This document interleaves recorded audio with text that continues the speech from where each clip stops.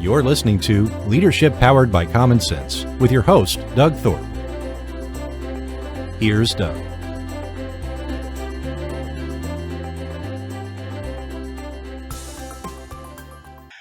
Hello again, everyone. You're listening to another episode of Leadership Powered by Common Sense. I'm your host, Doug Thorpe. Today, I'm going to focus on a story of someone who was on the right trajectory with his career and through a series of circumstance and choice, found himself in a whole lot of trouble. And I'm going to let him describe the journey, both before and after.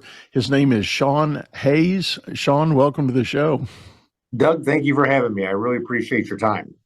Yeah, so as is a little bit of a custom here, Shaun, give us a little bit of the backstory first, kind of your career journey, your development as a professional, and then we'll get into a little more of that critical life pivot that happened. No, I love telling the story, even the bad parts, because I enjoy these opportunities, and I think your guests and your former guests have inspired me. I really enjoy your show. I grew up in an entrepreneurial family, and when I told them I was going to go into banking, they were angry because when you're a small business person, you don't like the IRS, you don't like the banker. And a very good family friend said, well, at least you'll learn how to borrow money. And that was about all the encouragement I had. And I started out in banking with a large bank based in Kansas City, Missouri. And I was the first generation of a sales culture. This was in 1982. And in banking up till then was the 3-6-3 world. You paid 3% on deposits, you charged 6% on loans, and people teed off at golf courses at 3 p.m. And the dumb son was the banker. The smart son was a lawyer, an investment banker, but the dumb child was the banker. And I got into the business, and it took me 7 years, Doug, to figure out my last name wasn't Kemper. And the company today is 111 years old, and guess what? One last name has been Kemper as CEO. But I figured that out at 29, and myself and another guy bought a bank. And there's a ton of fun stories with it, but just to tell you, I used to drive 168 miles one way to work in the first bank I bought. Yeah. And then built it into the fifth largest bank in the state of Missouri. And we started out with about 16,000 banks in the country, and we were 15,400 in size. And when I sold it 14 years later, we announced it, we were in the top 100 banks in size. We grew a bank, and I bought that partner out 3 years into it, 80-fold in 9 years, which isn't the banking business. Most banks in 9 years would have grown, they would have doubled. We doubled 80 times. It was just crazy, the stuff we did. And we made a lot of money. At 35, we went public. And at just for my 44th birthday, we sold it for about $500 million. And it was a fun ride. And I went for 25 years with incredible press and success, and won E&Y Entrepreneur of the Years, the University of Missouri Business School Hall of Fame, one of the 12 greatest entrepreneurs in St. Louis from 88 to 08, things like that. And then I made a mistake, but we'll get to that in a minute. And I made a poor choice. One story I have to tell your listeners, and it's my favorite story. We buy this bank and we close in October. We've been running it since May. And Doug, it had $1,100,000 in cash in it. Now, fast forward 9 years later, when I had 30 some offices, you might have 50,000 in cash and 75 in an ATM. So we sat around, and Fed funds were like almost 9%. And we said, if we took like $750,000 of this, we'll make an extra 5,000 something a month. Not that we were rocket scientists, but we saw a chance to do that. And so I called Brinks, and Brinks wanted $250, and they wanted to come like next Thursday. So the real cost was going to be about $1,500 or something. And I said, let's load it in the trunk of my car. And I'm probably the only human, you're already laughing. I put $750,000 in the trunk of a car. Now, in the movie, $1 million is a thin briefcase. Well, this was bags and bags of fives, tens, 20s. The car was like this. And in October, in late October, it's dark in the Midwest. And I drove 168 miles on a dark road, most of it 2-lane, with no insurance, no nothing, and got to my house. Now, this is where by the way, until I wrote the book, I hadn't told this story to 10 people. And probably half of them were employees at the bank who watched us do it. I got home and my cousin said, Shaun, why didn't you pull your car in the garage and sleep in it? And Doug, that would have been the right thing to do. But instead, we unloaded the $750,000 and put it in the house. Yeah. And then everybody sleeps by the money. If God forbid it catches on fire. And the next morning I get up at 4 something, load it back in the car. And at 5 something in the morning down at the St. Louis Federal Reserve Bank, there's a whole line of Brinks trucks and one red 1989 Buick. So that should tell you a lot about the culture we had. And you talk in your show, you talk about cultures. And I believe the CEO of a company is the chief culture carrier. And we had a culture of there were 400 banks in our peer group every year, and we were always in the top 5% in yield. We knew how to price, and we gave high service, but we were a little crazy, and we had a ton of fun. I used to carry a typewriter in my trunk. I know your listeners don't know what a typewriter is. They see them in antique stores, but I literally would carry it there. And if you and I met in your office and you needed money, I had notes and we'd type up documents and we'd do business because I didn't have an office in St. Louis. I was almost in Iowa. And so that was a great run and it was a great success. And I'll back up now and start on where it starts to go awry. I'll back up and say, I don't think that maybe 5% of the population is really criminal, or maybe it's 10%. It's not a big percentage, but a whole lot of us make choices every day.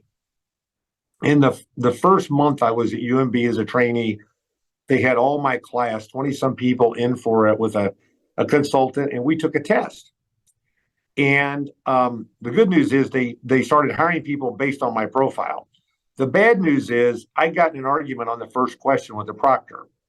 And it was, have you stolen anything from this company? And I answered no. And I was in the front row and he looked down at my answer and he stopped the test and said, excuse me, I know you all have answered question 1. You have to answer it yes. Well, I was offended, so I began arguing. And what he said was true, but Doug, I didn't understand at the time. He said, you will walk out of here with a pen, a pad of paper, some envelopes, you will steal something. And he was right. And that's how my story begins. And so you go back to day 1, or really in that case, maybe day 30, and most of the people who commit crimes, and I put myself in there, and when I did it, I committed a crime. I was guilty of it. I knew exactly what I was doing. I'll tell you how I justified it in a little bit. But the point is, you don't just wake up and say, I'm going to rob something, I'm going to do something. You get there over time. And so with that in mind, if you leave LA, headed for DC in a jet, and you're off 1 degree, given time, speed, and distance, you end up in New York City. And that's why I called the book The Great Choice. I made a ton of money for myself and my shareholders by pushing the envelope, never do anything illegal, but getting as far in the gray as you could. And I had the best lawyers in the state of Missouri. And I would go down there many times a year and say, we want to do this. Don't tell me what I can't do. Tell me how I can do what I want to do. And if it's worth the aggravation, we'll do it. And so that was a culture we had. And so I always pushed and pushed and pushed. In fact, one of the chapters of the book is pushing, pushing, and pushing. But let me jump in on that point. And first, let me say, being an old banker myself and part of a very high-flying, high-performing bank as well, many of my listeners have heard me tell this story. You know, the bank I was with was a large regional, and we ran off 64 consecutive quarters of earnings growth. And, 16 years through the economic ebb and flow of business, that's a pretty big deal to have that kind of a track record. So we were a well-run bank. And your statement about talking to the attorneys, I will never forget one of my first meetings with our primary attorneys. The attorney that I was talking to was actually kind of leading the discussion, and he said, "Look, guys," he said, "I'm not here to tell you what you can and can't do. I want to hear what you want to do, and I will tell you what the legal risks might be and how we can properly structure to mitigate as many of those as possible. But as with anything business, there's always going to be a risk of some kind, and nothing is perfect. There is some gray, and it might be impacted by case law or not. And who wants to be the first guy to create the case law over a subject matter? But nonetheless, having that partnership with those attorneys, I think, was an insightful opportunity for me. And so, so I'm sorry I interrupted with No, your I love that. next chapter there. No, you're great. And what you said, and I completely agree. And we had double-digit earning growth every year. Every quarter over quarter, we were public. So Wall Street loved us. And so I can relate to the culture you were part of. And I can relate to that. As I say, gray is, the world is not 50% black and 50% white. It's really a little white and a little black, and it's a lot of gray. And as long as you don't cross into the black, you're okay.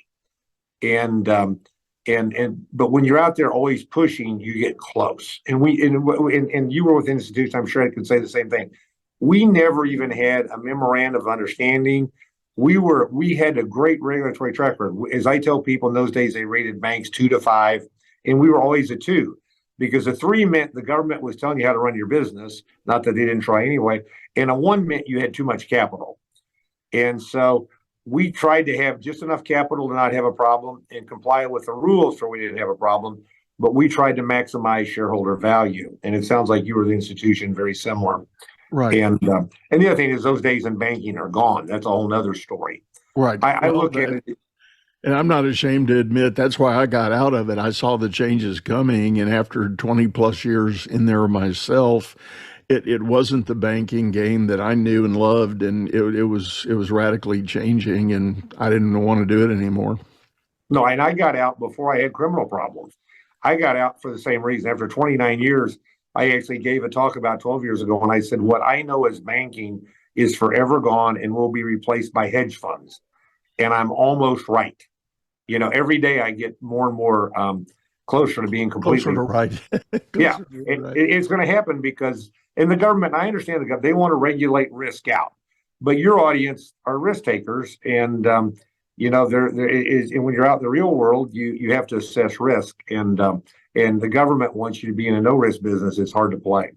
So I want to talk a little bit more about this gray area theme, because I love where I think we're going on this. I talk to a lot of my clients about that as well, and I have in some of my higher end Fortune 500 executive coaching, I run into people that are making the climb up the corporate ladder, and the young ones tend to gravitate to the black and white. They want to know the black and white answer because they're afraid of doing something wrong, and they want clarity and they want crystal clear instruction. But any of us who've been around the block a few more times know that that's not the way the world works.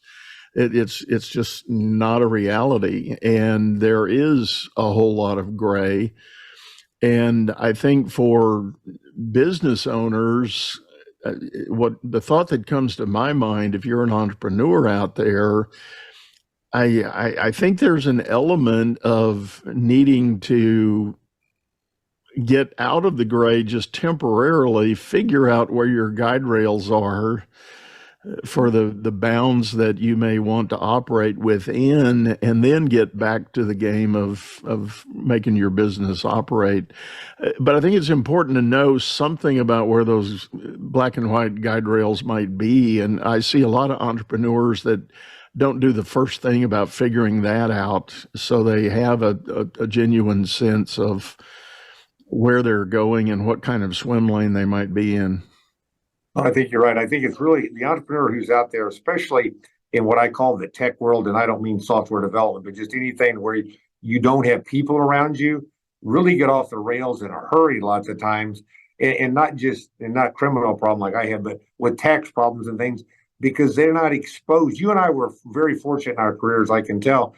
We were around people who had great experience in business. Right. And when you're an entrepreneur and you're, especially in today's world where it's soulpreneur is a word and things like that, you don't have that. And you've grown up in a culture where you didn't have people around you. You haven't learned all those things by osmosis. I was with a young man today who sold 2 businesses for seven figures, and he doesn't have a bank account. It's all with Fidelity and Mercury and all these internet banks. And he needed a cashier's check, and he didn't understand why he couldn't get one. And, it's just little things like that you and I take for granted. Then it gets to bigger things. And his business problems are not running a good business. It's that he doesn't understand taxes, and he doesn't understand expenses and things like that. And that's a segue into why I was so successful. And you'll appreciate this. And I think the banking model, as we grew up in it, is a good model for small businesses, especially entrepreneurs, to have. And that's one, to have a board of directors, and to have one where you do monthly reporting as much as it hurts you, so that, it's like we had a consultant come in when dashboards were big 25 or 8 years ago. And they said, you get all the data in the world, but just come up with the 6 or 8 things that are important to you. And once we started managing by daily and weekly dashboards, our earnings went up even more. But it's all that information's there. But when you get in the heat of the business, you don't do that. And that's where I thought banking was good. But I tell people I was so successful because I had 3 men and 1 woman on my executive committee. And I'm very proud of the fact, I'll go back, that we bought our second bank, which was an $11 million institution, which is a rounding error in the world of banking. I put an African American and a woman on the board day one, and people thought I was crazy in 1990. But it was, again, diversity of your community, understanding the people that were there. But these 4 people helped me accountable at least once a week for almost 15 years. And they were not bankers, Doug. And so if they ever asked me why we did something, and I said because we always did it that way, it usually meant we were changing it. And that was a good thing. That's a good thing in culture. And so when I talk to small business entrepreneurs, I go, surround yourself with 3 or 4 people. And I hate to say not your spouse, your significant other, your partner, but people who hold you accountable. And if you don't have money to give them, figure out a way to give them something of value, because you need people who don't think like you around you. And when I had those people around me, we flew to heights that I never dreamed of. And then I sold, and this was one, we sold to the 7th largest bank in the country. And I became one of the top 35 people of 36,000. And the other thing that happened was I was 29, and the people who really taught me were 30 to 40 years older. Well, by now they were old or dying. As I said, virtually everybody knows old or dead now. And I lost that group. And I spent 4 years. I also lost, and I think this is the key thing in any entrepreneur's world, I was a guerrilla warfare. I knew we never made a loan for the first probably 10 years. I didn't go look at the building myself. I didn't meet the business owner. It wasn't the last 5 or 6 years when we were a several billion-dollar bank that I didn't have time. But I knew who my people were that we were born from. I tried to understand them. I tried to meet them. And that connectivity was important. Well, when you're in a big company, you have no connectivity. I lost that. And during that 4-year period, I continued to invest in real estate and bank stocks, which is how I'd made my money. And then in 2008, when the world ended, what became worthless were bank stocks and real estate. And so as I was losing millions of dollars a month in early 08, I went back and I caught a falling knife. and I bought into some small local banks, thinking that, well, together they would have been $1 billion, thinking I could put them together and create scale. And I did the wrong thing at the wrong time with the wrong plan. And about a year into it, I was bleeding so profusely. And I believe decisions are made by fear and greed. And I made a decision that was based on fear and greed, and the fear was I was going to fail. And the greed was it was a transaction that I'd been part of for a decade or more, where we bought discounted assets from larger banks and structured the transaction, structured to where the borrowers had income that had nothing to do with the assets, really went through it well. There was only one problem. We get down to the 11th hour, and one of the banks that we were buying these assets from had a loan that I was a partner in that was performing. And the guy who was the problem, who I'd done business with at that time for 20 years, we were buying his debt. They said he was in that deal and they didn't want a loan on, and you're familiar with this. We don't want a loan with that guy's name on our books, period, even if it's performing. And I knew the minute I agreed with this, I'd broken the law. And what I did was, because I own 54% of the bank, this, number one, you can't do business with yourself anyway. But when you own more than 10%, you can't. But at 54, there was no way. So I knew I couldn't go to the board and say, we need to buy this loan to get this part of the deal done, because we bought a ton of debt from a lot of banks. And so I made the choice of not saying anything. And right then I committed a crime, a federal crime, and I knew it. And I justified it, Doug, because as I tell people, and you can relate to this, when you rob a 7-Eleven, they call the police and they're there in minutes. When you commit a crime like I committed, it was literally 7 years before I was indicted. So I had to sleep for 7 years, and I did it because I wasn't stealing any money. So I could sleep at night and say I didn't steal anything. Where the deal went awry was the guy who was to work through this, but had no equity interest in it, but had a financial gain built into it if he did it. And I'd watched him do it dozens and dozens of times before. I didn't realize how deep his problems were financially, and he eventually committed suicide, and then the deal just collapsed. And a doctor and a successful car dealer and a very successful real estate guy were left holding the bag. But I was now in that mess. And when I pled guilty, they had a room full of forensic accountants. I had to explain my crime to them. Now, the charge is bank fraud, misappropriation of bank funds, and people would say, well, you got money. Well, I didn't get money. But as you know, when you go through the accounting, that's the legal term. But I did it, and I was wrong when I did it. And I tell people, you get out there and you get to the point where I was, and then all of a sudden you can justify something. And had I been, even 5 years before and had those 4 people around me, I would have never even thought of doing it. But I didn't have that law firm. I didn't have those people, and I was off the rails. And you said it a while ago when you're talking about the entrepreneurial people you deal with. When you don't have those people around them, you can get it doesn't have to be criminal trouble. You can get financial trouble. You can get in tax trouble. You can get in IP trouble, and you have to have people around you. Right. Well, just to take it down to a real micro scale, I can't tell you how many times people have gotten themselves in trouble by being really squeezed for cash, and they want to make payroll, so they pay their people the net sum of their paycheck.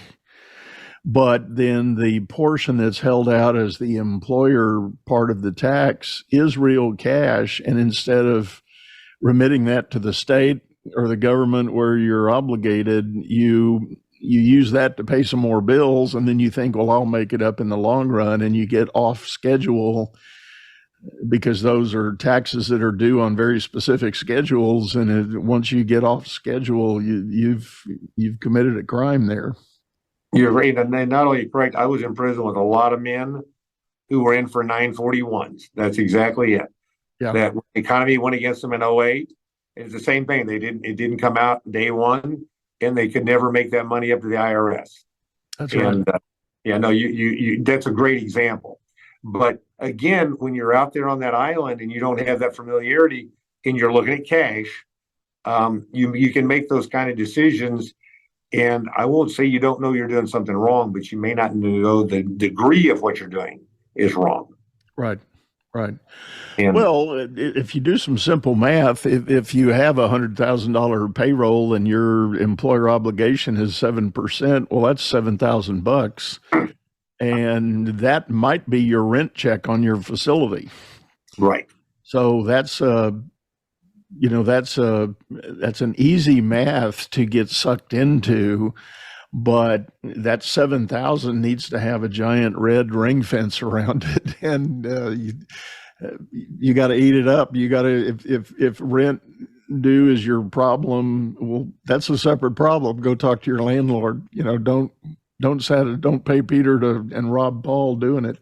No, that's exactly right. And you're dealing with the government, and they are unforgiving as they should be because that's Social Security's payments are a big thing to them.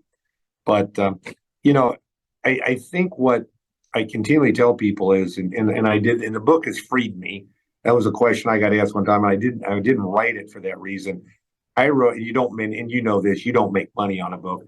I wrote it for the sheer fact that if one person makes a better choice than they would have, then I accomplish what I want to do. Because as much as I debated all this, it cost me my freedom, my family. I have various family children that are angry at me. I got divorced over it. It cost me tons of friends, and it cost me, my fortune. And that's, the consequence, the consequences were huge. And I just don't want anyone to go down that path when they can get, people in your business and others to lead them away from it. And, it's very hard when you're in business to want to spend money, but you really have to spend money on people who are going to help you. Right. And that if you don't, you're not going to get there. And I will tell you, and I'll use this term, it's not my favorite term, consultant. I never hired a consultant that I didn't get a many-fold return. But it took me a lot of years to get comfortable with doing that. And whatever term or moniker you put on that name, there's a whole lot of people that know a lot more about things than you do, and that's probably the best money you can spend. And that's another thing I tell people every day. Well, several things come to my mind. First, I'm reflecting on my own banking career. I've told this story to friends and others. I'm not sure I've mentioned it on the show here, but I can remember as a young banker, I used to sit with colleagues at lunch, and we would visualize what kind of crime you could perpetuate against the bank. We would try to think about, for everything we knew about controls and availability of funds and systems and procedures, how would you affect the perfect bank crime? And I don't know what it says about my group and our DNA, but we never could figure one out. we always had somebody always had a roadblock, oh, but you forgot about this, or you forgot about that, or that you're going to get caught there. But then later, that thinking evolved into the question of, if you're going to perpetrate a crime intentionally, how much is enough? Right. How much do you want to risk? Is there a number of what you want your crime value to be that is going to justify the risk? And that became a little bit of a mantra that spread around among a lot of my banker friends. And then one day, there was an executive of another bank. We were banking the bank, if that makes sense. And this guy called me, and I was a specialist in his line of business. And he called me, and his first words were, "One of my customers just declared how much is enough." What do you mean? And he said he ran off with $16.5 million. Yeah. He Well, just, he had built his transactional balance up to the point there was 16.5 million cash in the pipe, and he took it, and he was found in the Cayman Islands. He was trying to siphon it off and hide it over there, but he got caught. And it was 72 hours. He was in custody, and it all imploded. well, and you're right. And see, that was how, in my mind, I could, because I never did it quite as openly, but we tried to figure out how people would take money from us. And the only guy that I know who got away with it, and I just thought it would solve itself and I wouldn't get money so I could get around it, which even gave me, a sense of comfort. Obviously, I shouldn't have had. But I do know one guy here that got away, and he spoke 7 languages, and he's been in Africa for 27 years. Now, I don't want to live in Africa, but he got a lot of money, and nobody knows how much. But they still haven't got him, and they haven't stopped looking. But that's the thing, is they're going to find you, and there isn't enough money. And that's why you just can't get out there in that gray to the point to where you do something like that. And I just implore people, find people you trust that'll hold you accountable. The best businesses I've seen, you were in banking, was where the sales guy had an accounting guy, or the engineering guy had a salesperson, and they counterbalanced each other. And partnerships are hard. I think they're one of the hardest things. It's like a marriage. It's a very hard thing. You have to work at it every day, but you can't surround yourself with yes people. And one thing that the woman did in the group, she was probably the best HR mind I was ever around in my life. And she interviewed any senior person we hired, and then they would come to me, and she would go, "Shaun, you're going to love Doug for all these reasons, but there's 2 things you won't be able to stand. But he's going to far outweigh everything, and you, meaning me, have to get over those 2 things, because leopards don't change their spots and tigers don't change their stripes. But this man is going to really excel." And see, the 2 things I didn't like were where you were totally opposite of me, but then that made us a better team. And that kind of knowledge around you, when I tell people and they start a business and they're not, I say, get an HR person around you. Obviously, you need a good attorney. You need a good accountant that understands tax, because in an entrepreneurial business, it's all about tax. Get somebody who knows your industry and those kind of, I talk about 5 or 6 things, depends on, maybe IT is important to you, maybe insurance if you have risk management issues. But surround yourself with those people who are going to call you to the carpet, because left to our own devices, and I'm guilty of this, obviously criminally, we can make some pretty poor choices. Well, you're right. And a couple of thoughts that come to my mind. One is that idea of the circle of trusted colleagues and advisors that will shoot straight, tell the honest truth. And there are definitely individuals, both entrepreneurial and corporate, who kind of the success fuels their ego, and pretty soon they start to think they're invincible about the way they look and run at their business. And no one is, and that's probably the first warning sign. If that thought creeps across your brain screen, that somehow you've got the Midas touch and everything you do turns to gold, that ought to be a red flag right there. And if you don't have this circle of colleagues and advisors that can call you on the carpet and challenge the thinking, and that's not to say your idea won't prevail in the end, but it will be vetted and screened and massaged for its true merit, and not just the wild, crazy idea you might have come up with.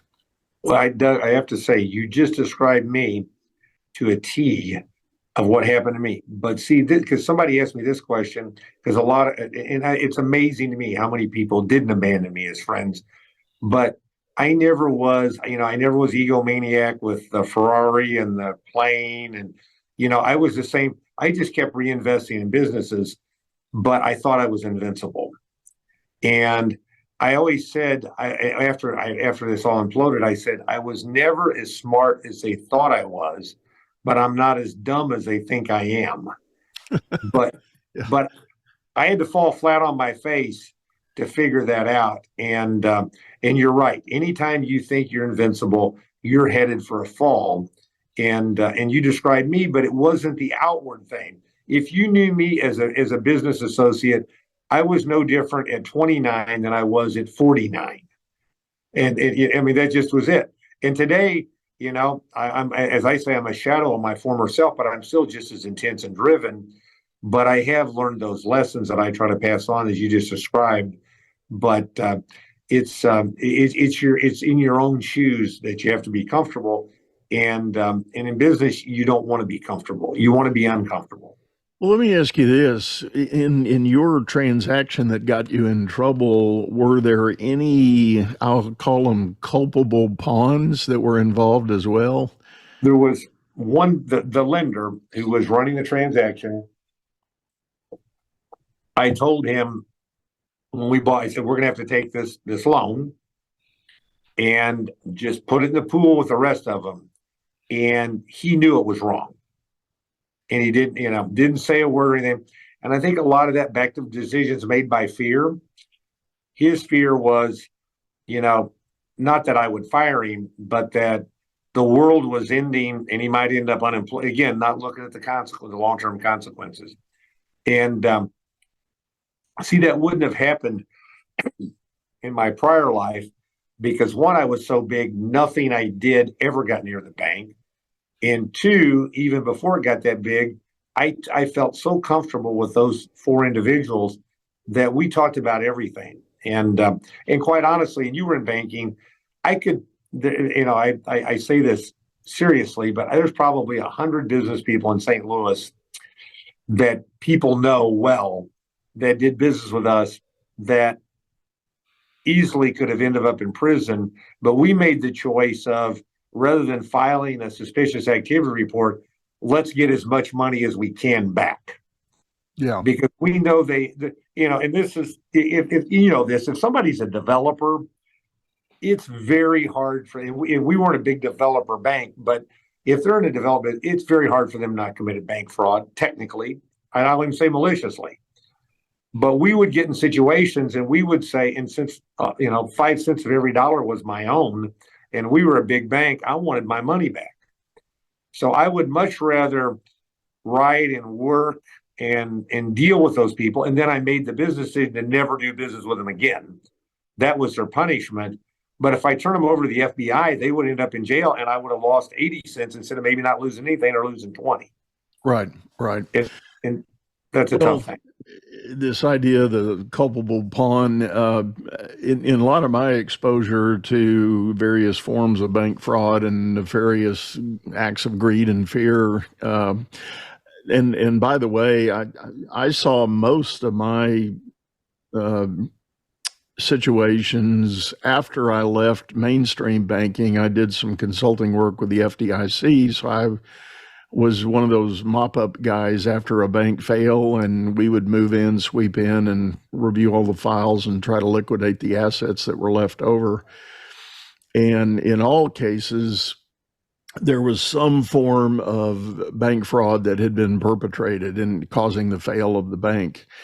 And when you start unraveling the hairy ball of twine that the perpetrator might have created, you realize there are people along the way that either did not have the knowledge they needed to know what they were signing if they needed a document signed to set something up. The infamous fail of Colonial Bank over in Birmingham was because of some mortgage fraud by the company Taylor Bean Whitaker. And part of that structure that worked, the guy that was chairman of Taylor Bean, and he's now in a lifelong federal sentence. He'll never get out of jail. He'll die in prison over it. It was $3.5 billion of fraud.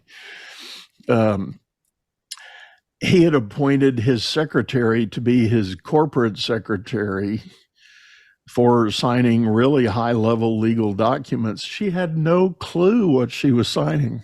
No clue. He would just wave it under her nose and say, sign this for me. And of course, the feds came after her too, and she plea dealed to, minimize her risk. She still served some time, but it was nothing. I don't know. I don't remember. Maybe it was 8 months or 12 months or something like that. But it's that idea that I ended up calling them culpable pawns that get sucked into the force of the person that's really driving the train. No, that's a good term, and you do see an awful lot of that, and you and I know it from banking, where it's highly regulated, or more regulated than any other industry around. It's not highly as people think it is, but it happens in business. I remember that over my 30-some year banking career, going in and out of companies, and this one, and now they call them a CFO. Back then they called him, a treasurer or a finance officer. And this guy stole money at every company. If I called on you and I saw he was there, then if you did, a few months later, he might be gone. You say, well, we were missing 100,000, and it never was in banking. He would have been in prison, but in small business, people look the other way out of embarrassment, out of all kinds of things, and you can't do that on your own, even in a small business. And that goes back to controls. I've read about what you do. I don't know how much you get into the weeds, as we say, but I watched a law firm here that was a collection firm that collected millions of dollars a month from clients, and they didn't have dual controls, and they woke up one day missing 7 figures for one employee. And I tell people in these little companies, you've got to have, even if you only have 2 people, then that one person can't be doing everything. One of them has to do one and one the other. And you and I came from a culture where that was prevalent. And people just don't realize that. And then they wake up missing money. Right. Yeah, I have a bias that way. When I get engaged to go help a small business owner, the whole banking control, dual control idea is way up at the top of my list of considerations. And my argument is, cash is king in a small business. If you lose control of your cash position, I don't care how fancy the rest of your financial statements look, you got trouble. and if you are in a large cash operation, it's going to be darn tempting for your employees to pocket some of that along the way, skim off the top or whatever. I did some work with a car dealer a number of years ago. He was one of these classic tote the note car lots, and but it was a 8-figure business, but 90% of their transactions were cash. Yeah, because these borrowers on these car notes came in and made weekly payments in cash. So there was a cash window and a cash handling process. And I mean, it had bulletproof glass on the window and all that good stuff. But the people behind the window were the ones that were his highest risk. Well, you're right about that. I was in prison with a guy who was with a company that didn't do $10 million a year. And he was there 30 years and he sold $1 million. He sold $100,000 a year on average for 30 years. And you'd sit there and think, how can a company doing 4, 5, 6, 7 million miss 100,000 and not catch 100,000 in cash? And it's just for not having dual controls. And he kept it going until he went on vacation one time and somebody looked. Yep. Back to the old banking thing of you have to take 2 consecutive weeks of vacation. Just those little things. And you said this earlier, we talked about your companies you do business with that are large. We spent a ton of time in the Allegiant days deciding what was the gift level was de minimis. In the beginning, it was $100. And by the time we sold, it was $250.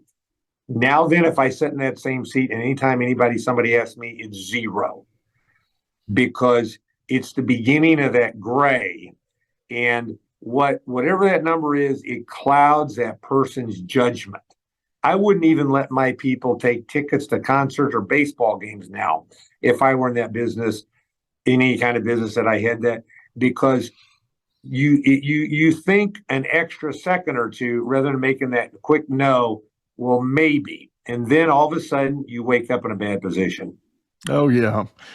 Well, that reminds me of a situation I was in a number of years ago. I was invited to a barbecue party that a guy was throwing. He was an HVAC contractor, but his reputation was he was one of these guys that would travel the country. Wherever there was a disaster, he would mobilize his guys and they would go, fix everybody's heating and air to recover from the disaster. Well, this party, he was inviting all of his insurance adjuster friends.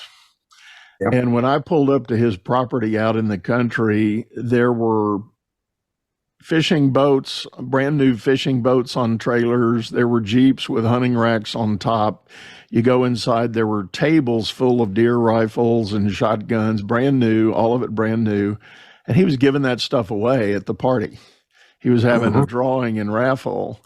So all these adjusters were, and by the time the day was over, all that inventory was gone. Everybody won something. Everybody won something, and the drawing was rigged. Yeah. But I thought, oh my God, and I was still a banker at the time, and when I walked there, I seriously thought about, I need to leave. I need to just turn around and walk off. But it was an extended family relation that was strained at best. But I thought, I'm going to make good. I'm going to try to, from a pure family standpoint, I was going to try to make this. But when I got done, I said, no, I'm never doing that again. That I don't want to have anything. And I didn't win anything, by the way, so, because I wasn't an adjuster. But right. But that clouds are, as you know, and you're talking bigger, but it's all those little things.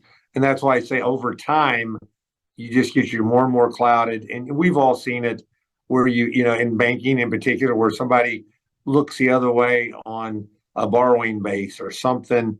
And then all of a sudden you end up with a problem. And it's not good. And I know employees don't like to hear that, but I would rather pay my people more and say we have a zero tolerance for anything from our clients than wake up with a problem. Right.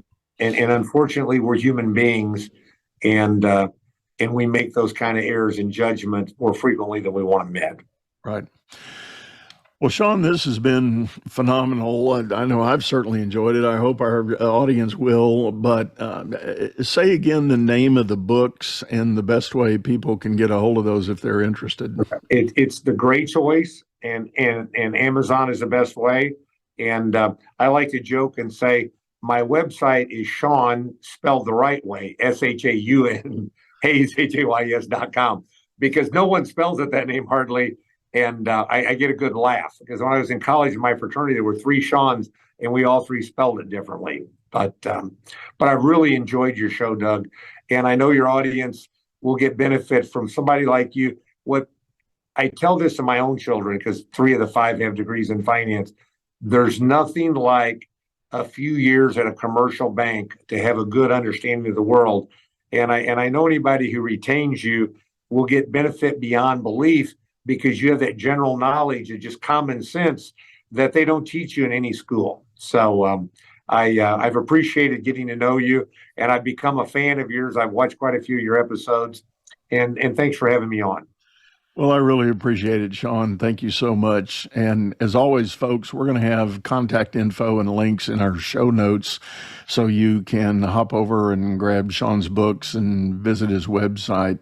But with that, we're going to sign off, say goodbye. I really want to thank you for hanging in there. This one's been a little longer than most of my episodes, but I think there's a lot of value here to consider, especially if you're owning and running that business and you might be slipping into the gray. Maybe hit the replay button and go back over a couple of the key points here that Shaun shared with us. And with that, I'm going to say goodbye and have a great day. You've been listening to Leadership Powered by Common Sense, hosted by Doug Thorpe. If you would like to know more about the coaching and advisory services he provides, visit dougthorpe.com.